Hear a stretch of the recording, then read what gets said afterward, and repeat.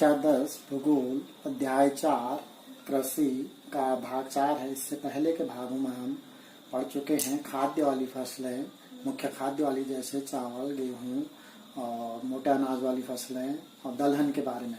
आज उन खाद्यान्नों के अलावा अन्य खाद्य फसलों के बारे में पढ़ेंगे, जिसमें गन्ना है, तिलहन है, चाय है, कॉफी है और बागवानी वाली फसलें हैं। तो सबसे पहले गन्ने की बात करें। और गन्ना जो है बच्चों, वो उष्ण और उपोष्ण कटिबंधीय क्षेत्र में उगाई जाने वाली फसल है।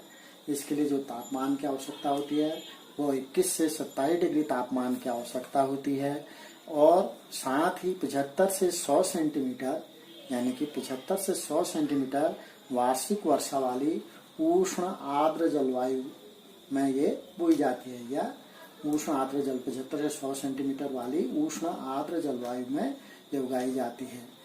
इसमें कोई विशेष प्रकार की मिट्टी की आवश्यकता नहीं होती है। हाँ, इसमें एक चीज और हम बोल सकते हैं, जहाँ इतनी वर्षा अगर नहीं होती है तो उसके साथ वहाँ पर सिंचाई की अगर आवश्यकता, सिंचाई की सुविधा उपलब्ध करा करके वहाँ पर भी ये फसल बोई जा सकती है। इसमें किस विशेष प्रकार की मिट्टी की आवश्यकता नहीं होती है, ये सभी प्रकार की मिट्टियों में उगाया जा सकता है। और जो गन्ना है यह बहुत मेहनत वाला फसल है। इसके बुआई से कटाई तक बहुत ज़्यादा मेहनत की आवश्यकता पड़ती है, यानी कि इसमें बहुत अधिक शारीरिक श्रम की आवश्यकता होती है। और गन्ना उत्पादन में अगर हम बात करें अपने देश भारत की, तो गन्ना उत्पादन में हमारा देश विश्व का दूसरा सबसे बड़ा देश है और हमसे ज़्यादा जो गन्ना उत्पादन करता है विश्व में वो है ब्राजील देश। और अपने देश के गन्ना उत्पादक मुख्य राज्यों की बात करते हैं तो उसमें मुख्य उत्पादक राज्य है उत्तर प्रदेश, महाराष्ट्र, कर्नाटक, तमिलनाडु, आंध्र प्रदेश, बिहार, पंजाब, हरियाणा। और इस गन्ने से अनेक चीजें बनाई जा सकती हैं, जैसे गन्ने से चीनी, गुड़, खांडसारी और शीरा, ये इसी गन्ने से बनाया जाता है। उसके बाद दूसरी फसल बच्चों हमारी तिलहन वाली फसल है। तिलहन माने जिससे हमको खाद्य तेल प्राप्त होते हैं, वो सारी फसलें जिनसे हमको खाद्य तेल के रूप में प्राप्त होता है वो सब तिलहन वाली फसलें कहलाती हैं। भारत विश्व में सबसे बड़ा तिलहन उत्पादक, हमारा देश भारत जो है तिलहन वाली फसलों में विश्व का सबसे बड़ा उत्पादक देश है। और हमारे देश में जो तिलहन वाली फसलें बोई जाती हैं वो कुल बोए गए क्षेत्रफल, यानी कि जितनी फसलें हमारे देश में कुल क्षेत्रफल में बोई जाती हैं उसका लगभग 12% क्षेत्र में तिलहन वाली फसलें बोई जाती हैं। और तिलहन फसलों में जो मुख्य फसलें हैं उसमें है आपकी मूंगफली, सरसों, नारियल, तिल, सोयाबीन, अरंडी, अलसी, सूरजमुखी। ये हमारे देश में मुख्य तिलहन वाली फसलें हैं जो उगाई जाती हैं। फिर उसके बाद तिलहनों के इन तिलहन वाली फसलों में जो है बच्चों, जितनी तिलहन वाली फसलें हैं उसका आधा भाग जो है वो मूंगफली बोया जाता है। आधे भाग जो तिलहन हमें खाद्य तेल प्राप्त होता है वो किससे प्राप्त होता है? मूंगफली से प्राप्त होता है। यानी कि तिलहनों के कुल उत्पादन का आधा भाग मूंगफली से प्राप्त होता है। और ये मूंगफली जो है वो खरीफ की फसल है। और मूंगफली उत्पादन में जो हमारे देश का सबसे अग्रणी राज्य या सबसे पहला राज्य है जहाँ, वो है आंध्र प्रदेश। आंध्र प्रदेश मूंगफली का सबसे बड़ा उत्पादक राज्य है। इसके अलावा जो अन्य मूंगफली उत्पादक राज्य हैं वो हैं तमिलनाडु, कर्नाटक, गुजरात, महाराष्ट्र, ये अन्य मुख्य राज्य हैं। अब अलसी और सरसों जो तिलहन वाली फसलें हैं ये रबी की फसल है, रबी की फसलों में बोई जाती हैं। और अरंडी जो है खरीफ और रबी दोनों ऋतु में बोया जाता है, यानी कि खरीफ की फसल के रूप में भी और रबी की फसल के रूप में भी बोया जाता है। और तिल की बात करें तो तिल जो है उत्तर भारत में तो खरीफ में बोया जाता, खरीफ की फसल के रूप में पैदा किया जाता है, लेकिन वहीं इसी तिल को दक्षिण भारत में रबी की फसल के साथ ये रबी की फसलों में इसका उत्पादन होता है।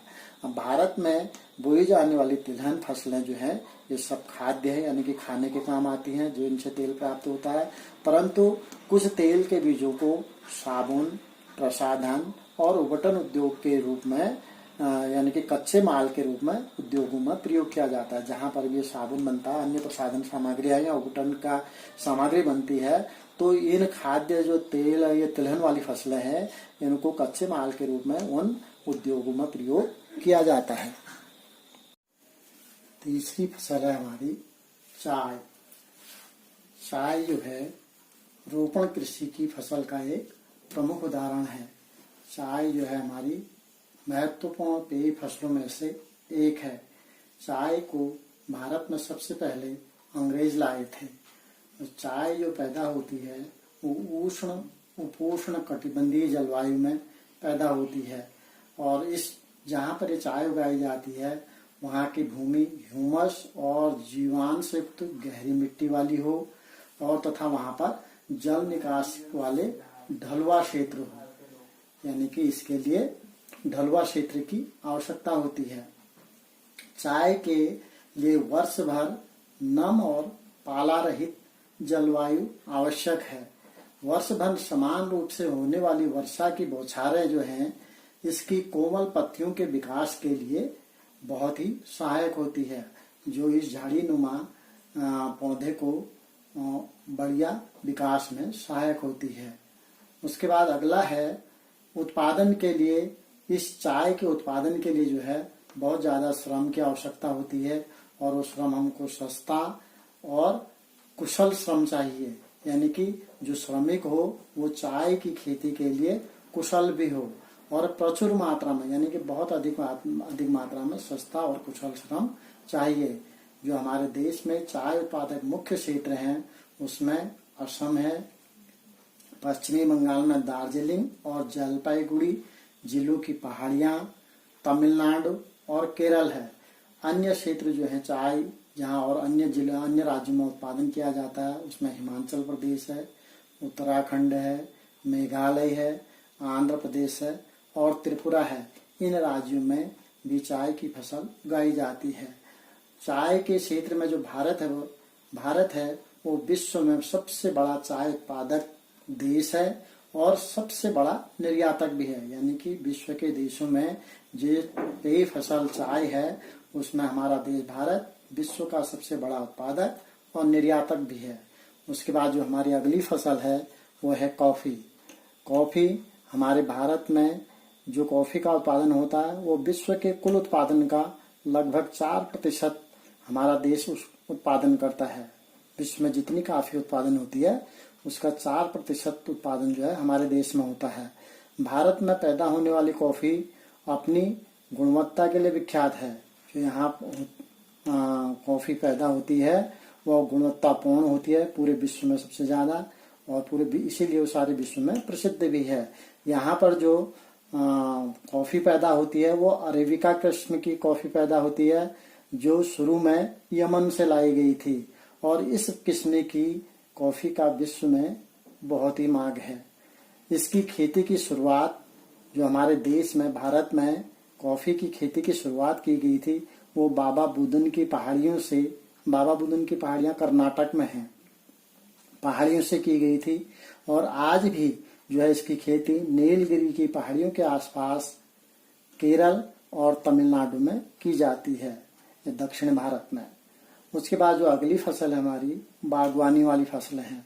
बागवानी वाली फसलों में जो बगीचों में फल लगाए जाते हैं और सब्जियां पैदा की जाती हैं। तो हमारा देश भारत जो है विश्व में सबसे अधिक फल और सब्जियों का उत्पादन करने वाला देश है। भारत उष्ण और शीतोष्ण दोनों ही प्रकार के फलों का उत्पादन करता है। उष्ण यानी कि गर्म क्षेत्र और गर्म ठंडे क्षेत्र, ये दोनों ही प्रकार के फलों का उत्पादन हमारे देश में होता है क्योंकि हमारे देश की भौगोलिक स्थिति दोनों प्रकार की है। भारतीय फलों में जिनमें महाराष्ट्र, आंध्र प्रदेश, उत्तर प्रदेश और पश्चिमी बंगाल के आम प्रसिद्ध हैं। नागपुर और चिरापुंजी के संतरे, केरल, मिजोरम, महाराष्ट्र और तमिलनाडु के केले, उत्तर प्रदेश और बिहार की लीची, मेघालय के अनानास, आंध्र प्रदेश और महाराष्ट्र के अंगूर, हिमाचल प्रदेश व जम्मू कश्मीर के सेब, नाशपाती, खुबानी, अखरोट की जो है विश्व भर में बहुत मांग है। यानी कि ये फल हमारे देश में बहुत अधिक मात्रा में और अच्छी गुणवत्तापूर्ण इनका उत्पादन किया जाता है जिसके पूरे विश्व में मांग है। और हमारे देश में जो भारत में विश्व का लगभग जितनी सब्जियां होती हैं उसका 13% उत्पादन हमारे देश में होता है। विश्व में कुल उत्पादित सब्जियों का 13% उत्पादन हमारे देश भारत में होता है। भारत के जो सब्जी वाली फसल है उसमें मटर, फूल गोभी, प्याज, बंद गोभी, टमाटर, बैगन और आलू उत्पादन में हमारे देश का जो है विश्व में प्रमुख स्थान है। तो इस तरह से आज हमने खाद्यान्नों के अलावा अन्य खाद्य फसलों में गन्ना, तिलहन, चाय, कॉफी और बागवानी फसलों के बारे में पढ़ा।